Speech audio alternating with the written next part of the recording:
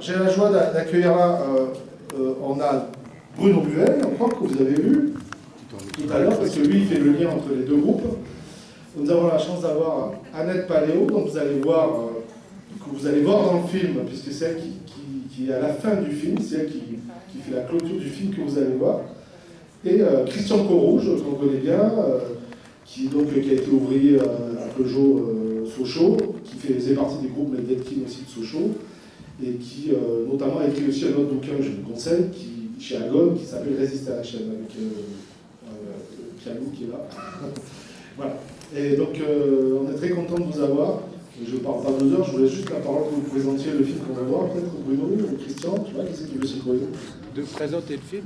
Juste un petit mot sur le film qu'on va lancer, qui s'appelle Week-end à Sochaux. Oui. Week-end à Sochaux, c'est un film qui s'est fait en se faisant, c'est-à-dire qu'il n'y avait pas de scénario, il n'y avait pas de... Le premier truc, c'était la grève des ALTM. En 70, les foyers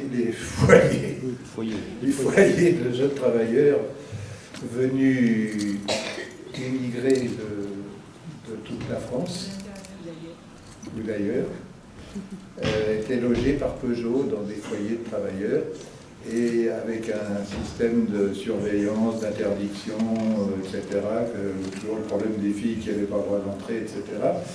Et ils ont fait une grève qui a été un succès, parce qu'après, le régime a changé. Et Paul Seb, qui était un ancien ouvrier de la Rodiaceta, Paul Seb me téléphone. Donc on avait fait ensemble, c'est lui qui a fait le montage pratiquement du film de la séance d'avant, Classe de lutte. Donc c'est un ouvrier qui avait passé 11 ans à l'usine Rodiaceta et qui est devenu réalisateur de films, en fait, avec les images, entre autres, que j'avais tournées en mai 68 de Suzanne prenant la parole au moment de la grève à son usine. Paul Seb me téléphone et me dit « Il y a des jeunes qui viennent, ils sont tous à la chaîne chez Peugeot, ils ont fait la grève des ALTN, et je lui dis « Mais d'accord, la grève c'est très joli, mais on ne l'a pas filmé. » Il me dit « C'est pas grave, ils ont plein d'idées. » Et donc ils sont arrivés avec leurs idées, et nous on est descendus, je suis descendu d'abord aussi avec Francine qui n'est pas là aujourd'hui, et on a vu ces énergumènes là, c'était des jeunes ouvriers pleins d'allant, disons que les étudiants c'est bien joli, ils ont fait des barricades et tout ça, mais nous aussi on a des choses à dire, et ça a commencé comme ça. Et ils ont dit ces choses qu'ils avaient à dire. Et on a construit avec ça un film, je vous dis, on l'a construit en le construisant, on l'a fait en le faisant. Et ça fait un drôle de film que vous allez voir tout à l'heure.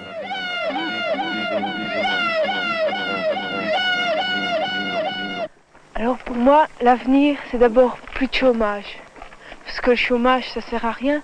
Et un ouvrier sans travail, c'est rien. L'usine, elle sera claire, vitrée, et il n'y aura plus de fumée, elle passera sous la terre. Le directeur, lui, il sera nommé par les ouvriers. Ça sera une élection ouverte à tous, sans distinction. PA, ingénieur, n'importe qui pourra y assister.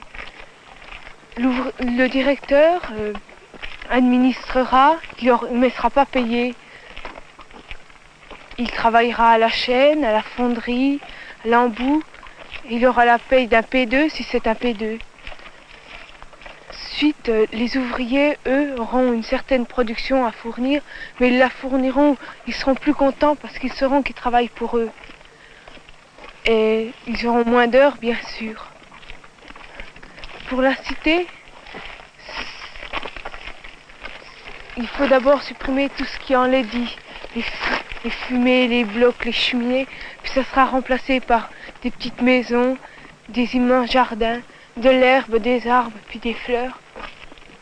Et n'importe qui rentrera dans n'importe quelle maison, il se retrouvera en ami, on l'accueillera en frère, ils l'aimeront n'importe qui.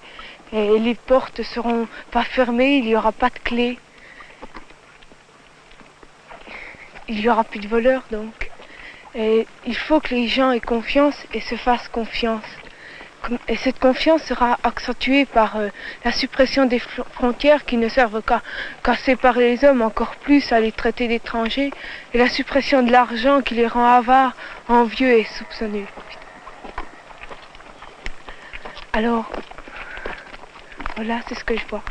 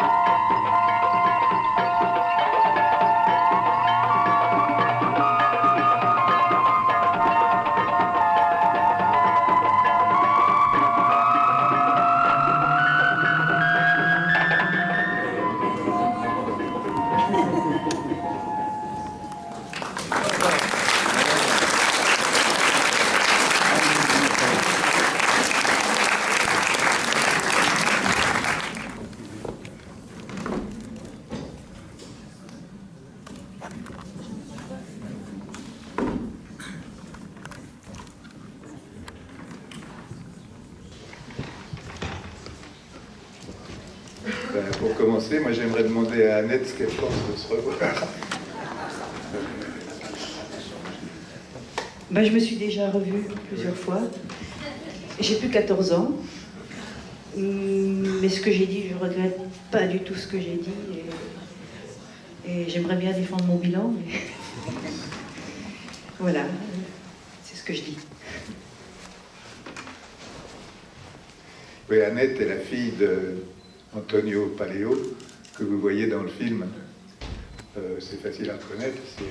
C'est celui qui dit les exploitateurs. Voilà, les exploitateurs. Quand on lui disait pourquoi tu dis les exploitateurs, il dit parce que c'est plus fort comme ça.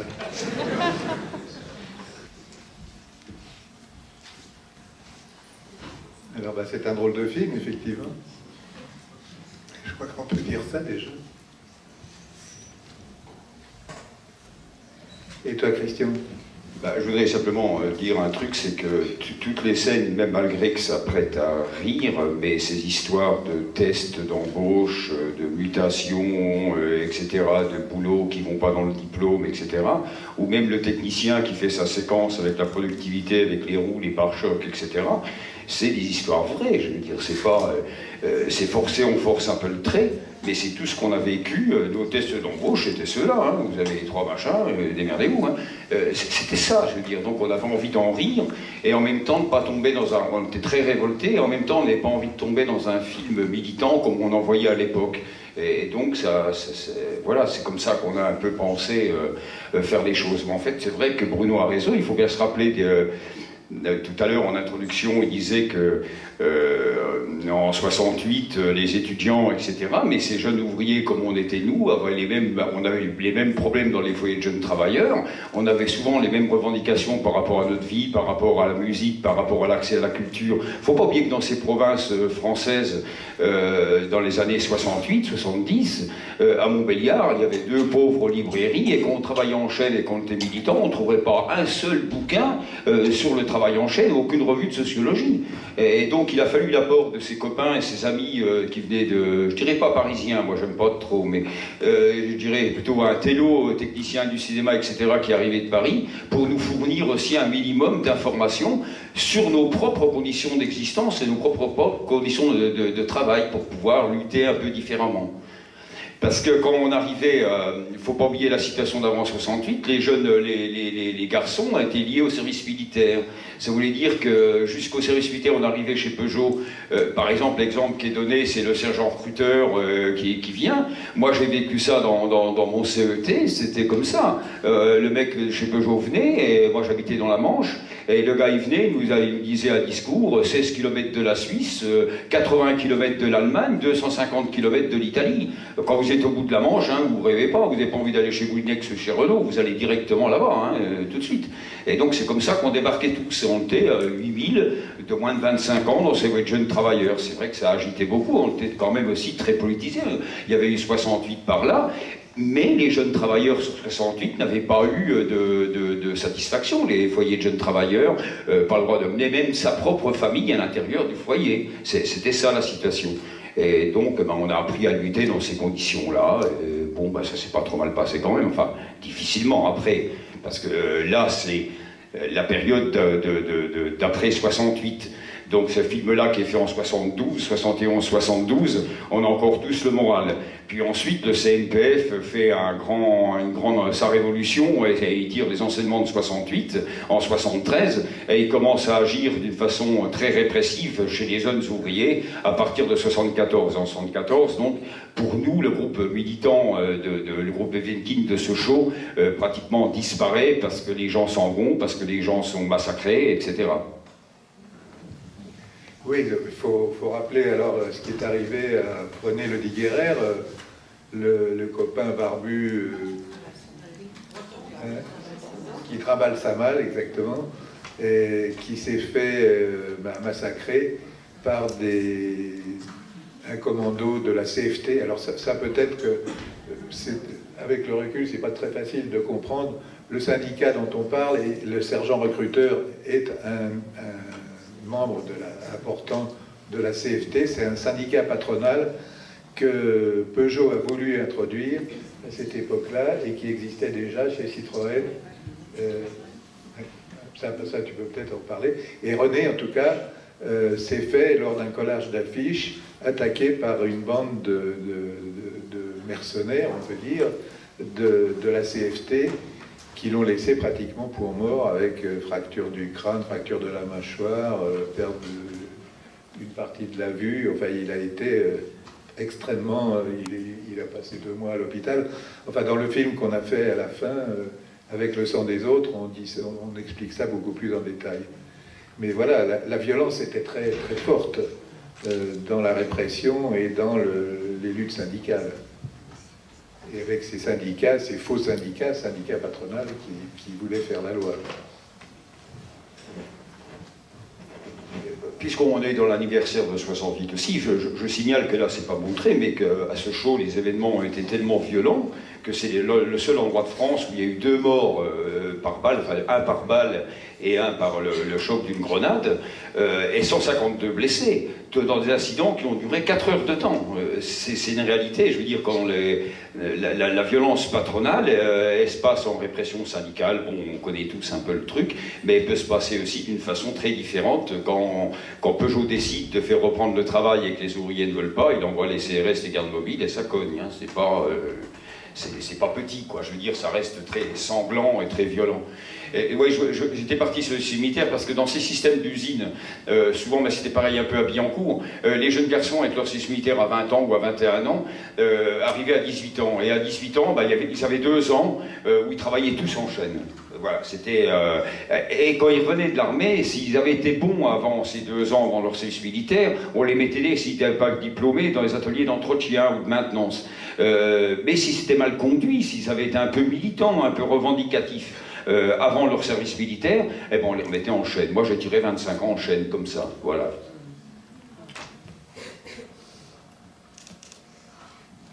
« 25 ans en chaîne, comme tu l'expliques avec le sang des autres, en ayant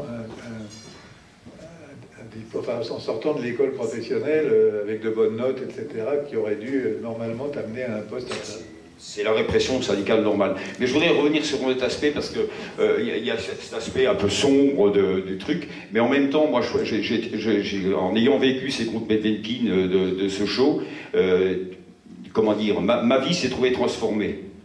J'aurais pu avoir un itinéraire de militants bien rangés, machin, etc. Alors que cet aspect de faire du cinéma, connaître le cinéma autrement, connaître des gens, etc., ouvre des perspectives très différentes. Et tous les copains qui ont passé, et toutes les copines qui sont passés dans ces groupes en sont sortis transformés. Et n'ont jamais milité de la même façon, d'une façon orthodoxe, si je peux dire comme ça, mais sont devenir toujours très, très originaux. Avoir un goût prononcé pour la lecture, pour la culture, continuer à aller au théâtre, continuer à aller au cinéma, etc., tout en continuant à travailler à l'usine. Et c'est ça qui est remarquable quand on fait ce genre d'expérience. Tout à l'heure, mon copain de Besançon en parlait, etc. Il disait ça change les gens, et nous, à Sochaux, on a vécu les mêmes choses. Et quand c'est trop difficile, les gens prenaient leur compte de l'usine, ne voulaient plus voir leur propre réalité. Mais c'était ça aussi, parce que c'était comme ça. Mais ceux qui sont restés ont été complètement transformés. Oui, moi je voulais dire une chose, c'est que c'est rafraîchissant aujourd'hui ce débat et ce film, après ce qui s'est passé mardi, où 68 a été introduit par un psychanalyste. Moi, désolé, mais pour moi, c'est la classe ouvrière qui a la puissance sociale de transformer ce pays et de faire la révolution. C'est pas les psychanalystes. Et je voulais dire quelque chose. Je ne sais pas si vous avez vu, il y a une expo de toutes les affiches de 68 à l'école des Beaux-Arts. Il y a 3 ou 4 affiches maximum où le mot immigré est écrit. Et il y a une affiche en arabe. Concernant la partie anticolonialiste, il y a 2 ou 3 affiches. Mais le film montre très bien justement la classe ouvrière immigrée qu'on va chercher au pays, qu'on met dans des cages à la pince, bon, dans les conditions que l'on sait. Elle était extrêmement importante et je voulais savoir, c'est une question, savez-vous, en tant qu'acteur, enfin vraiment de 68, moi ça me... les larmes aux yeux quoi, au niveau des immigrés, si vous avez un travail en direction des immigrés, parce que ce que j'ai vu c'est arrivé après, mais 68 en fait, ça fait un peu comme des oubliés quoi. Partout on voit des expos et autres sur 68, et également les luttes anticolonialistes comme la lutte contre la guerre du Vietnam, et après 68 il y a eu 69 en Italie, etc., etc. Enfin je veux dire c'était une époque explosive, complètement explosive. Mais Sochaux, et je vous remercie, je ne savais pas tout ce qui s'était passé à Sochaux. Quand on parle des morts, on se rappelle de Gilles Totin, on ne se rappelle Sochaux est à peine mentionné. Enfin pour moi. Moi, j'ai du mal à vous répondre sur 68 parce que je n'étais pas présent à l'usine, mais par contre, je peux quand même parler de cette émigration qui souvent, avant 68, était très différente, puisqu'il y en avait beaucoup moins. Enfin, je veux dire, elle était moins importante. La grande émigration a commencé dans l'automobile ou dans les mines, c'est les fermetures des mines, donc il a fallu beaucoup de travailleurs marocains, justement, avec des contrats différents, etc. Et dans l'automobile, c'est les années 69, 70, 71. Voilà. Par contre, je peux vous raconter, et c'est vrai que moi, quand je suis arrivé à l'usine, il n'y avait pas de différence entre émigrés, jeunes travailleurs émigrés, jeunes travailleurs français. On allait tous en boîte ensemble, on bouffait ensemble et on faisait grève ensemble. Et on faisait chier surtout nos chefs ensemble, ils n'aimaient pas. Mais c'était ça surtout. Par contre, nous, on vient d'apprendre, comme quoi l'histoire est bizarre. 50 ans après, on commence à recueillir des témoignages des travailleurs marocains, de la façon qu'ils ont été embauchés au Maroc et recrutés surtout au Maroc. Et on s'est aperçu d'un truc très bizarre et que les gens, les copains marocains très pudiques, n'avaient jamais voulu parler. Ils étaient recrutés dans les villages marocains, ils arrivaient à Marseille et ils étaient triés à Marseille. Après, ils dirigeaient sur Lyon. Et à Marseille, il y avait un médecin qui choisissait, avec un certain nombre d'autres gens, qui choisissait si les jeunes Marocains allaient aller travailler dans l'automobile ou dans les mines. Et suivant où il allait travailler, parce que c'est quand même, alors là, la traite négrière, comme quoi on peut en parler, parce qu'on leur mettait un tampon rouge s'ils allaient dans les mines, bleu s'ils allaient dans l'automobile. Et c'est comme ça que les Marocains ont été traités. Et donc c'est après, la séparation se faisait, donc à Marseille ils mettaient le tampon, et c'était à Lyon qu'il y avait un convoi qui partait donc à Billancourt, à Rennes, à Aulnay, ou à Poissy, ou dans les mines dans le nord de la France. C'était comme ça. Et ça, on vient juste d'être au courant il y a 1 an et demi, parce qu'on a des témoignages maintenant là-dessus. Et jusqu'à maintenant, les copains marocains s'étaient tués, comme quoi c'est pas facile d'admettre aussi des choses. Voilà. Je crois qu'ils se taisaient aussi parce qu'il y avait de la répression, enfin, il y avait des conditions de répression qui faisaient qu'on les renvoyait chez eux s'ils se syndiquaient, s'ils s'exprimaient. Hein. Voilà. Il y avait une sorte de chantage aussi, parce que C'est pour ça qu'il Oui, ne pas le toujours contrat s'exprimer. CFT, c'était à l'embauche, on les obligeait à signer à l'embauche, on les obligeait à signer un contrat avec une carte syndicale de la CFT, du syndicat patronal. Et c'était très compliqué parce que les copains marocains, dans les années 73-74, qui devenaient militants, souvent qui avaient un mandat de délégué, quand ils partaient en vacances, aussi bien chez Renault que chez Peugeot, ils partaient en vacances mais ils ne revenaient jamais. Donc ils étaient coincés pour revenir en France. Parce qu'il était syndiqué CGT. Et voilà, enfin, ou CFDT, hein, parce qu'à l'époque, la CFDT n'est pas comme elle est maintenant. Elle était moins triste quand même. C'est moins chier avec eux quand même. Mais voilà, c'était un peu comme ça. À l'époque, c'était comme ça. Donc ils se faisaient coincer. Et souvent, quand ils revenaient, forcément, ils avaient été licenciés parce que Renault ou Peugeot disaient qu'il y avait rupture de contrat de travail, même s'ils avaient été en tôle au Maroc, ils ne lui en étaient pas compte. Et ils ont eu beaucoup de mal après à s'intégrer ou à s'insérer dans la société française parce qu'ils ne trouvaient plus de boulot, quoi. Oui. Pour la formation des jeunes apprentis, j'imagine que c'était des écoles Peugeot qui formaient au CAP. Et quelle forme prenait le dressage idéologique? Ouais, enfin, les trois quarts des ouvriers, enfin les deux tiers des ouvriers professionnels appartenaient de l'usine, vraiment dans les ateliers, dans les secteurs très... Faut se rappeler que les usines automobiles à cette époque-là fabriquaient eux-mêmes leurs machines-outils.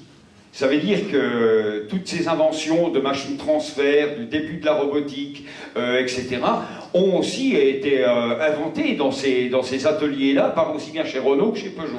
Les presses d'emboutissage étaient faites par les professionnels de l'usine. Les outils de presse étaient faits comme ça. Maintenant, on achète tout au Japon, au Chinois, au Thaïlande, on ne sait plus d'où ça vient. Mais c'était comme ça à l'époque. Et donc, il y avait les deux tiers d'ouvriers professionnels qui étaient... qui faisaient leur formation par les écoles d'apprentissage patronales. Alors c'était paradoxal, il y a vraiment un historien, Nicolas Asfeld, qui a fait une enquête sur les écoles d'apprentissage Peugeot, parce qu'il a travaillé sur le sujet à l'usine, et il s'était aperçu qu'il y avait à peu près la moitié des gens formés dans l'école Peugeot qui devenaient agents de maîtrise ou techniciens, et l'autre moitié devenait militants syndicalistes.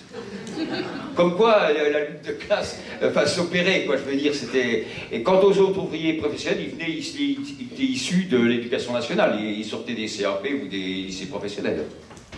Mais c'était marrant de voir, moi j'ai connu ça avec des chefs d'atelier et avec des délégués CGT qui avaient été dans la même classe à l'école Peugeot. Et donc ils s'engueulaient différemment. Et c'était pas forcément les meilleurs qui étaient devenus chefs d'atelier d'ailleurs. Hein, mais ils avaient beaucoup d'allégeance, son patron. Hein.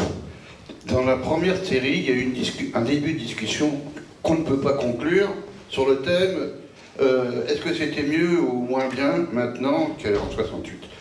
La seule chose que je peux dire, c'est que c'est pas mieux en tous les cas. Mais par contre, dans ces années-là, on osait faire le discours tenu par notre ami au milieu, qui avait 14 ans, sur le fait qu'on peut changer la vie. Le fait qu'on peut avoir une usine sans patron. Eh bien, malheureusement, au jour d'aujourd'hui, entendre ce genre de discours, faut avoir une grande oreille pour l'entendre, parce que malheureusement, on n'entend plus.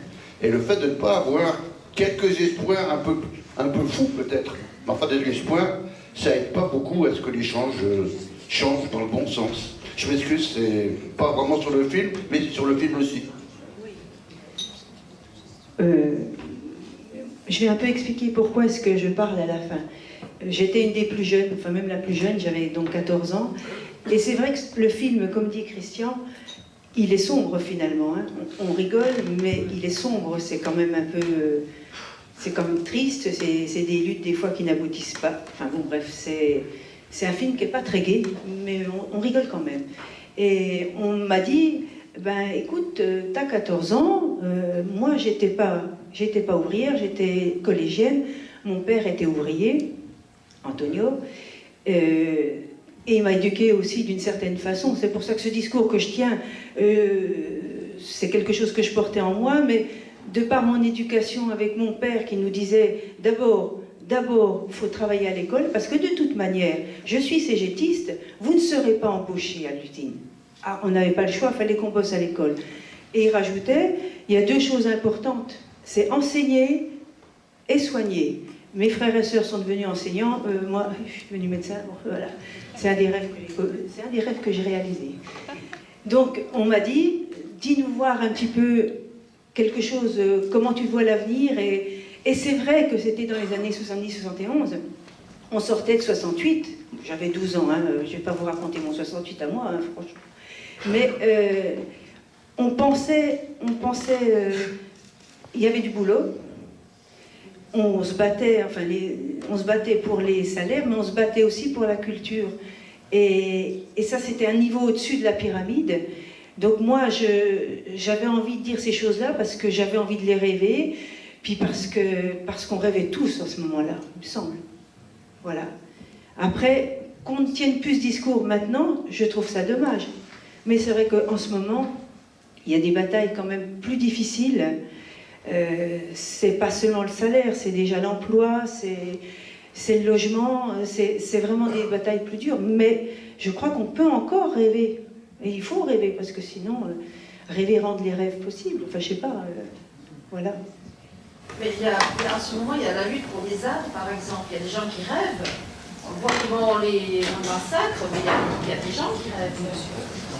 Les arts, ça existe, il n'y en a pas qu'une. La ZAD de Notre-Dame-des-Landes.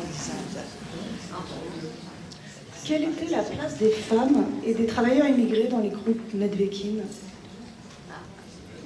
Je suis au milieu.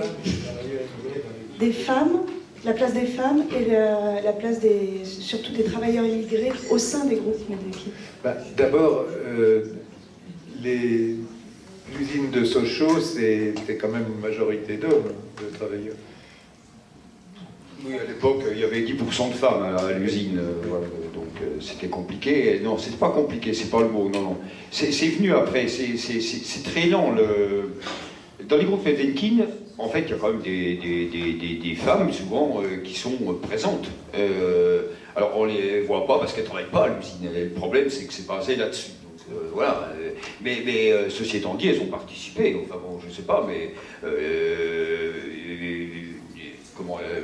Caja, par exemple, qui colle ses timbres, Dominique, qui raconte les ravis, etc. Non, on ne peut pas dire que ce soit... Mais c'est vrai que c'est une majorité de jeunes travailleurs, parce que c'était quand même des hommes qui venaient de tous les coins de France, des jeunes hommes qui venaient de tous les coins de France, et qui étaient bloqués dans ces pays de jeunes travailleurs. En fait, les jeunes femmes qui sont présentes dans le film sont originaires de la région là, elles n'ont pas fait 800 km pour trouver un job, hein, voilà. Donc c'était un peu différent. Et par rapport aux travailleurs immigrés, ce qui n'est pas dit dans le film, parce qu'on nous voit se promener à Fort-Lachaux avec des copains immigrés, c'est que le gardiennage de chez Peugeot nous interdisait formellement de rentrer dans ces foyers de jeunes immigrés. Et donc il y a toujours eu la difficulté, c'était à l'usine, mais en dehors de l'usine, c'était quand même très particulier. Mais enfin, les passerelles se sont faites. Moi, je continue à avoir des amis de ces époques-là, je veux dire.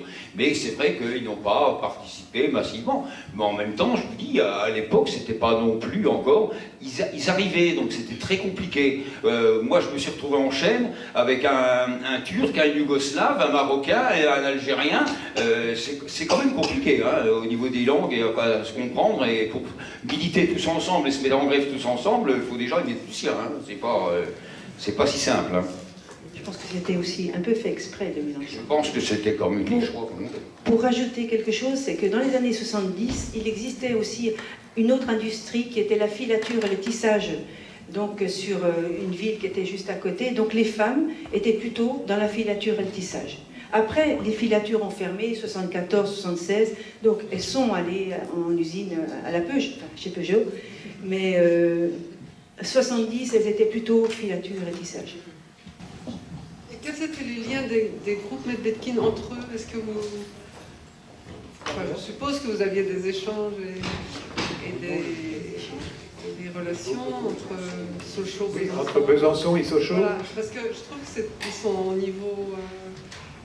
ils sont très, au niveau de la forme, ils sont très différents, les films. Oui. Et donc voilà, je sais pas, comment ça circulait. Il y a déjà une explication, c'est qu'à Besançon, c'était les ouvriers de la Rodia étaient plus âgés. ils avaient... c'était pas des gamins qui arrivaient et en plus, ils étaient tous de la région. Donc, ils avaient une autre demande. Parce que les jeunes de Sochaux nous ont tout de suite dit on ne va pas s'emmerder à apprendre à se servir d'une caméra, c'est vous qui êtes du métier, c'est vous qui allez faire le boulot, et puis après, nous, ce qui est important, c'est ce qu'on a envie de dire. Ils avaient peut-être cette envie de parler plus consciente. L'important, c'était de dire les mots qui sont tellement difficiles à sortir, quoi. Je ne sais pas si c'est clair, mais... Bon, il y avait quand même des liens, parce qu'on connaissait quand même de Sochaux, on connaissait bien les films et les militants de Besançon, mais c'est vrai que c'était pas... Mais vous savez, c'est compliqué. Besançon, c'est une ville très particulière, hein, c'est pas une ville d'automobile, et on appartient au même département, ça, c'est proche, 80 km, et pourtant c'est deux planètes différentes. D'un côté, ceux qui travaillent dans l'horlogerie, souvent des artisans, paysans, qui sont descendus et qui faisaient des montres, etc. C'est la population de Besançon, hein, avec une faculté, avec l'université, etc., de médecine, etc. Alors que Montbéliard, c'est le trou du cul du monde, quoi. Il y a une usine, il n'y a pas de fac, il n'y a pas de librairie, il y a une saloperie de cinéma qui existait à l'époque, il n'y a pas de bistrot ouvert à passer 10 heures le soir, c'est ça, Montbéliard. C'est une vie d'ouvrier, quoi. Donc, on n'est pas grand-chose, et il y avait ces différences de génération, où eux, avec les 68, étaient très militants, et nous, on n'est pas... Enfin, justement, à l'époque, ils étaient très, très militants, on n'avait sûrement pas envie de devenir très, très militants comme eux. À l'époque, hein. Maintenant, on s'entend bien. Oui, bonsoir. Nous avons accentué beaucoup les rires dans les films, mais à un certain moment, on a vu des scènes terribles, tristes et sombres. C'était le moment où les policiers étaient ensemble, et on a vu de blessés, on a vu des images terribles, comme si c'était des scènes d'Einstein. Et j'ai voulu savoir qu'est-ce qui s'est passé avant cette scène et après dans l'usine. Merci. Ce qui est frappant, c'est la violence de la réaction policière à la demande du patronat. D'ailleurs, c'est vraiment la direction de Peugeot et même la famille Peugeot qui a insisté pour que le début de reprise de la grève soit stoppé net et qu'il n'y ait pas cette menace d'une grève qui se prolonge. Il fallait mettre fin, c'était le point final que les gaullistes et que le pouvoir voulait mettre, et alors particulièrement au niveau ouvrier. Le problème, c'est toute l'ambiguïté, comme chez Renault, avec ce qui passe en boucle souvent dans les médias, avec Segui à Billancourt. Le problème de l'automobile, c'est que les salaires étaient à 60 000 balles à l'époque et le SMIC à 30 000 balles. Dans l'automobile, on était à 70 000. Donc, les accords ou les désaccords de Grenelle, ou les discussions de Grenelle, par rapport aux gens de l'automobile, aussi bien à Billancourt qu'à Sochaux, ne correspondaient pas du tout aux revendications. Les gens à Sochaux demandaient 80 000 balles à l'époque. Voilà, c'était ça pour eux, une augmentation de salaire, et plus de congés payés. Ce que répondait pas, qui n'avait jamais été discuté dans Grenelle. Et c'était ça le fond de l'affaire. Et donc, quand Peugeot, la direction Peugeot décide de faire voter le personnel, en fin de compte, qui c'est qui renvoie les bulletins de vote? C'est souvent les cadres, des agents de maîtrise ou des copains à elle. Donc, ils deviennent majoritaires pour la reprise du travail, ça le 9 mai. Le 9 mai, donc, il y a un vote comme ça, qui donne une 3 avec, c'est pas beaucoup, c'était 250 voix de différence sur une usine de 19 000 personnes, hein, donc c'est peu. Et tout le monde, dans l'histoire automobile de Sochaux, il y a eu un grand conflit 3 ans avant, en 65, où Peugeot n'a pas lâché, a licencié 13 délégués. Voilà, et sans rien donner. Et ça a duré 3 semaines. Donc les gens ont repris le boulot en baissant la tête, et 68, après un référendum comme ça, les gens sont partagés. Donc ils votent pour la reprise, il y a une faible majorité, et surtout les copains de la direction. Et le jour de la reprise, donc le 10 juin, le 10 juin, les copains font le tour des chaînes de montage en carrosserie, en emboutissage, et l'usine est à nouveau bloquée. Et pour débarrasser le terrain, donc la famille Peugeot écrit à Marcelin, qui était ministre de l'Intérieur, les libertés du travail, vous connaissez le chant des sirènes, enfin bon voilà, et donc il envoie les gardes mobiles et les CRS à 4 h du matin. Et le pire des choses, c'est qu'à 4 h du matin, les CRS manquent leur cible. Non seulement ils délogent les piquets de grève et ils commencent à cogner dessus, mais il y a les gens qui venaient travailler, parce qu'il y a quand même tous ces faillots, tous ces jaunes, tous ces cons qu'on connaît depuis des générations, là, bon, tous les piétris du coin, et qui venaient bosser. Et les CRS, croyant que c'était des renforts pour les grévistes, se mettent à les castagner. Ah non, mais c'est comme ça l'histoire. Et à un moment donné, ces gens-là qui se font castagner alors qu'ils voulaient bosser, eh ben, se mettent avec nous. Ben oui. Et donc ça donne 2 morts et 152 blessés. Voilà ce que ça donne. Mais après, maintenant, les archives de 68 sont déclassifiées, et donc on y a accès. C'est étonnant de voir les télégrammes envoyés de la préfecture de Belfort à la sous-préfecture de Montbéliard. Le 11 juin, par exemple, le préfet de Belfort envoie un message en disant « Les ouvriers de Bulle et de la Stob, ils ont repris le travail, ils sont 8000. Essayez de faire quelque chose, parce que les 8000, ils vont venir à Montbéliard, parce qu'ils vont pas laisser les gens de Montbéliard se faire massacrer. » Et voilà, c'était ça aussi 68, mais une espèce de solidarité ouvrière qui a un peu disparu, qui est façonnée différemment actuellement, mais ça ne veut pas dire qu'il ne faut pas rêver, il ne faut pas avoir d'utopie. Moi je continue à pas à croire au grand soir, mais à me dire quand même il va se passer des choses, parce que quand même c'est pas comme ça, je vois des gens malheureux. Je crois que pour répondre à votre question tout à l'heure, est-ce que les gens ont été mieux avant ou après, je crois qu'on n'était pas mieux avant, ils ne sont pas mieux maintenant. Hein. Physiquement on était beaucoup plus fatigués, ça se voit beaucoup dans les films de la Rodia. Je trouve que quand même les gens de Besançon, comme ils sont filmés, ils ont 45 ans, ils en font 60, moi je le vois comme ça. Mais par contre, à l'heure actuelle, les gens qui sont en chaîne, moi je les vois fatigués mentalement, je les vois fatigués moins physiquement, ils n'ont pas le dos cassé, mais la tête, ça va pas, quoi. Et ça, c'est un sérieux problème. Alors comment ça va se passer les années à venir? Voilà, c'est... Il y avait combien de blessés côté policier? Côté policier, 56 de déclarés, dont un grave. Mais enfin, l'évêque avait été le voir. De Montbéliard, l'évêque de Besançon s'était déplacé pour aller encourager ce CRS qui avait vaillamment défendu la patrie et le patron. Oui, je vais essayer de ne pas être trop long.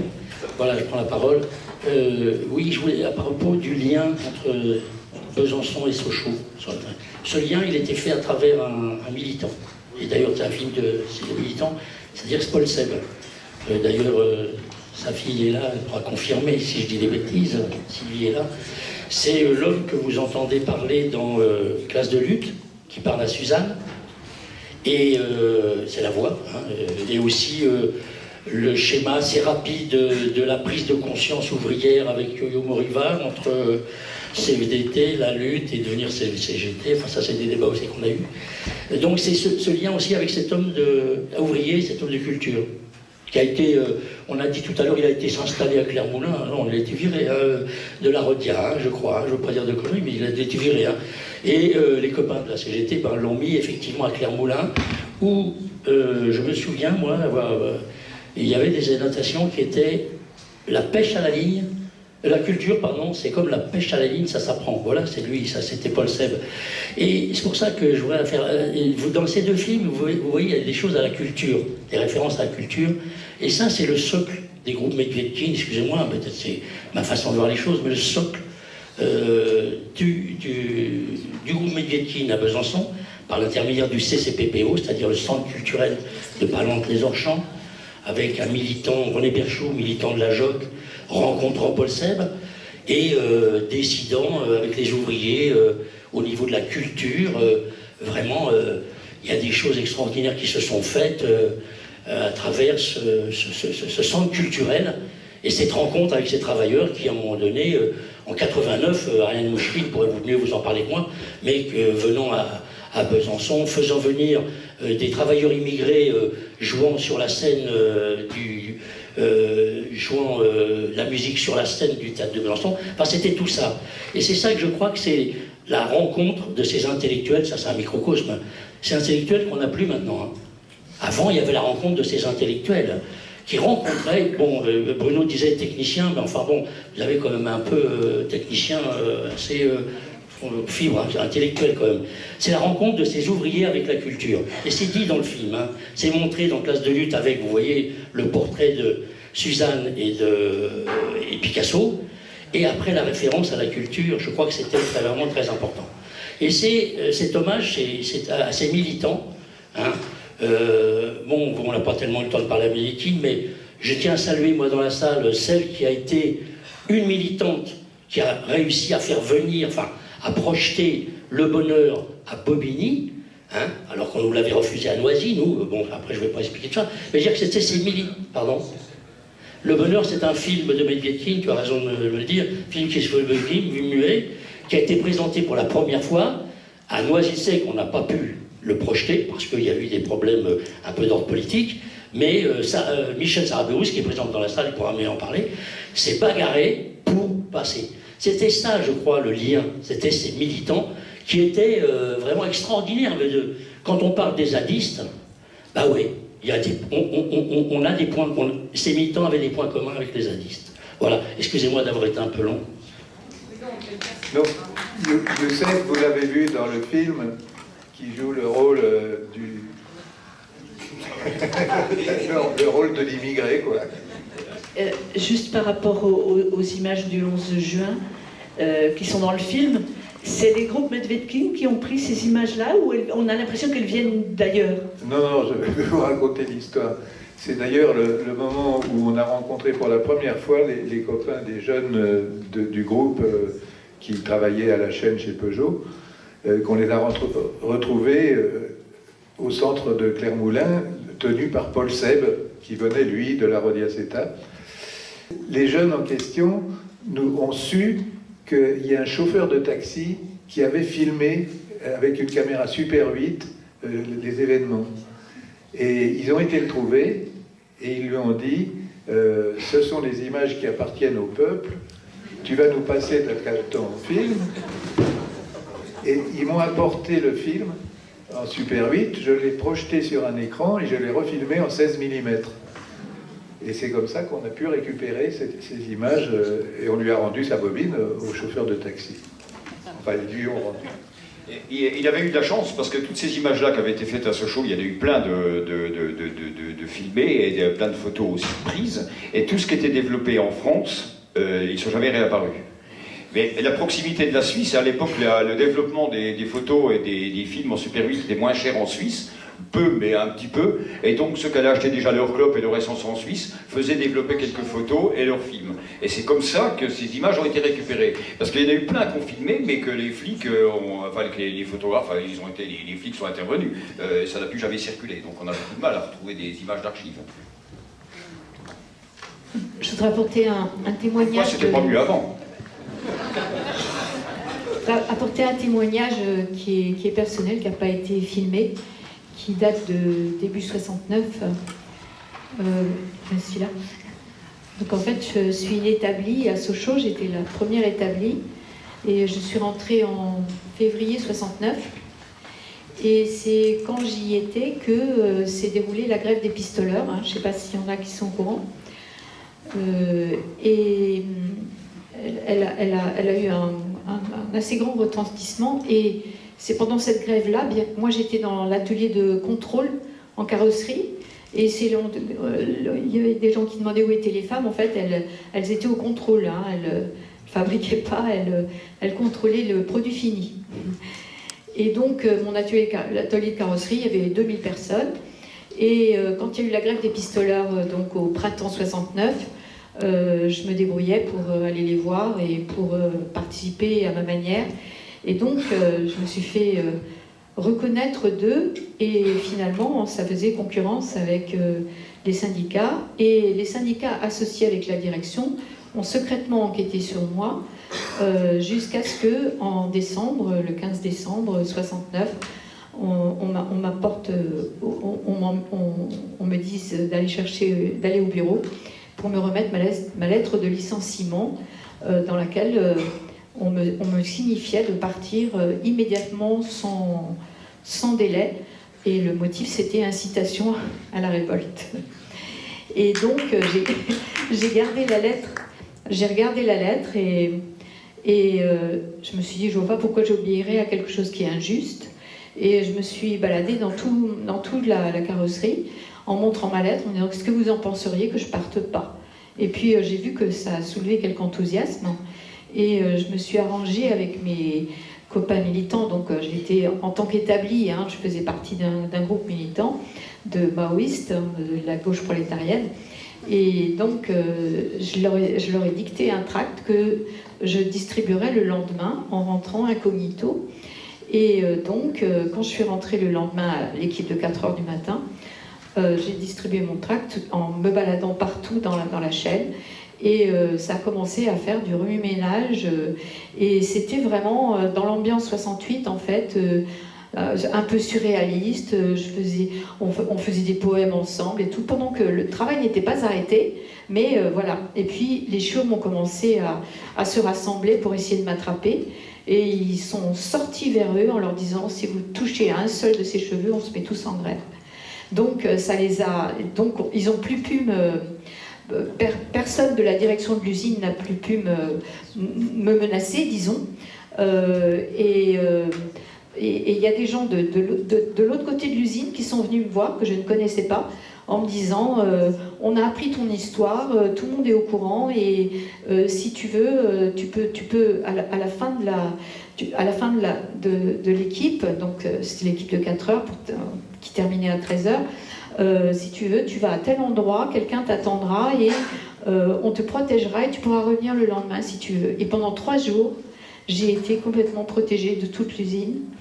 Et voilà, comme ça, c'est resté l'histoire de la Mao du montage châssis, voilà, qui a tenu tête à Peugeot, à la justice, parce qu'on m'avait convoqué à un tribunal pour être jugé, et on m'avait menacé d'être virée par la force publique.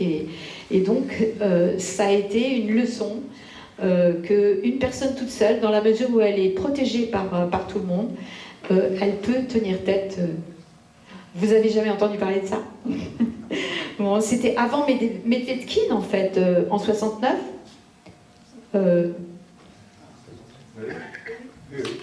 Oui, c'est ça. Hein. Donc voilà, je profite que je suis là pour vous en dire un petit mot, mais voilà, c'est resté dans les annales invisibles. Merci de votre écoute.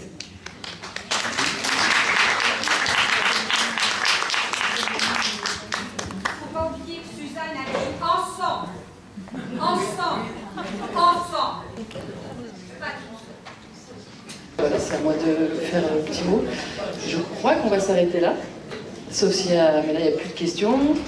Il y a une dernière intervention. Et juste vous dire, si vous voulez continuer la discussion, elle peut continuer dans la cour et à la buvette des métallos. Voilà, on reste ouvert encore.